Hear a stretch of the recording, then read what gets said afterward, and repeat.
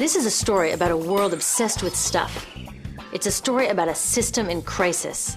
We're trashing the planet, we're trashing each other, and we're not even having fun. The good thing is that when we start to understand the system, we start to see lots of places to step in and turn these problems into solutions.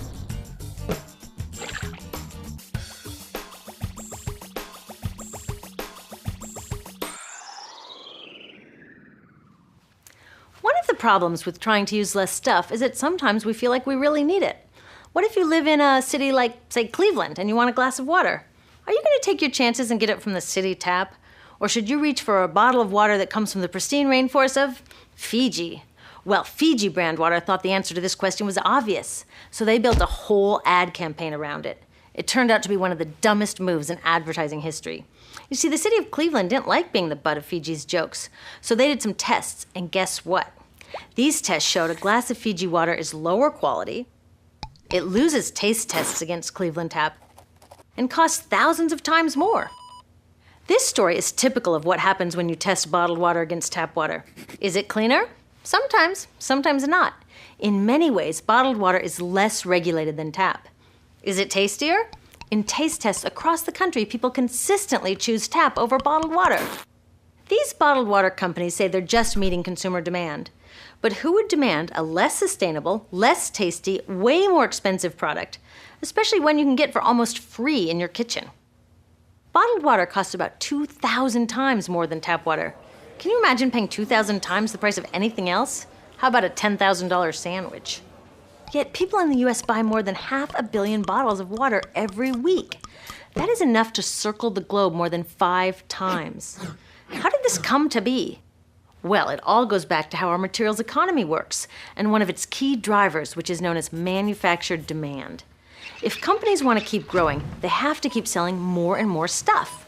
In the 1970s, giant soft drink companies got worried as they saw their growth projections starting to level off. There's only so much soda a person can drink.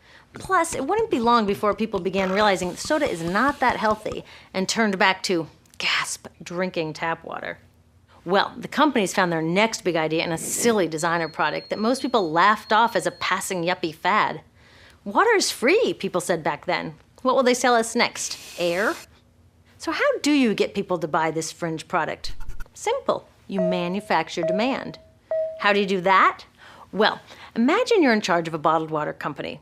Since people aren't lining up to trade their hard-earned money for your unnecessary product, you make them feel scared and insecure if they don't have it. And that's exactly what the bottled water industry did.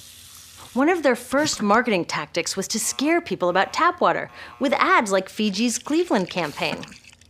When we're done, one top water executive said, tap water will be relegated to showers and washing dishes. Next, you hide the reality of your product behind images of pure fantasy. Have you ever noticed how bottled water tries to seduce us with pictures of mountain streams and pristine nature? But guess where 1/3 of all bottled water in the US actually comes from? The tap. Pepsi's Aquafina and Coke's Dasani are 2 of the many brands that are really filtered tap water. But the pristine nature lie goes much deeper. In a recent full-page ad, Nestle said, bottled water is the most environmentally responsible consumer product in the world. What? They are trashing the environment all along the product's life cycle. Exactly how is that environmentally responsible? The problems start here with extraction and production, where oil is used to make water bottles. Each year, making the plastic water bottles used in the US takes enough oil and energy to fuel 1 million cars. All that energy spent to make the bottle, even more to ship it around the planet, and then we drink it in about 2 minutes? That brings us to the big problem at the other end of the life cycle, disposal. What happens to all these bottles when we're done? 80% end up in landfills, where they will sit for thousands of years, or in incinerators, where they are burned, releasing toxic pollution. The rest gets collected for recycling. I was curious about where the plastic bottles that I put in the recycling bins go. I found out that shiploads were being sent to India, so I went there. I will never forget riding over a hill outside Madras, where I came face to face with a mountain of plastic bottles from California. Now, real recycling would turn these bottles back into bottles. But that wasn't what was happening here. Instead, these bottles were slated to be downcycled, which means turning them into lower quality products that would just be chucked later. The parts that couldn't be downcycled were thrown away there, shipped all the way to India just to be dumped in someone else's backyard. If bottled water companies want to use mountains on their labels, it would be more accurate to show one of these mountains of plastic waste.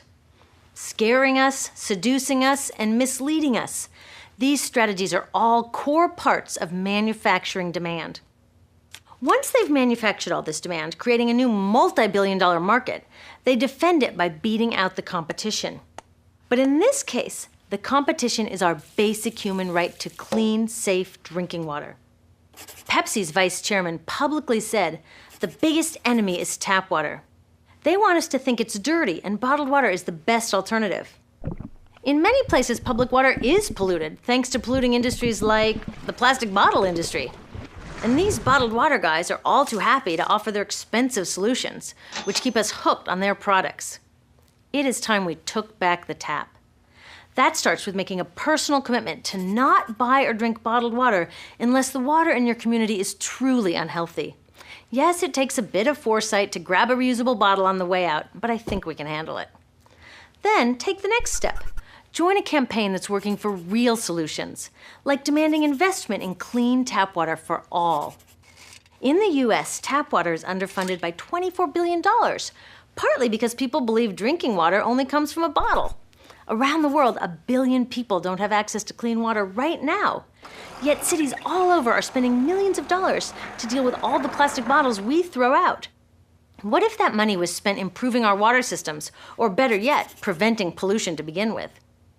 There are many more things we can do to solve this problem. Lobby your city officials to bring back drinking fountains. Work to ban the purchase of bottled water by your school, your organization, or entire city. This is a huge opportunity for millions of people to wake up and protect our wallets, our health, and the planet. The good news is it's already started. Bottled water sales have begun to drop while business is booming for safe, refillable water bottles. Yay! Restaurants are proudly serving tap, and people are choosing to pocket the hundreds or thousands of dollars they would otherwise be wasting on bottled water. Carrying bottled water is on its way to being as cool as smoking while pregnant. We know better now. The bottled water industry is getting worried because the jig is up. We are not buying into their manufactured demand anymore. We will choose our own demands, thank you very much, and we're demanding clean, safe water for all.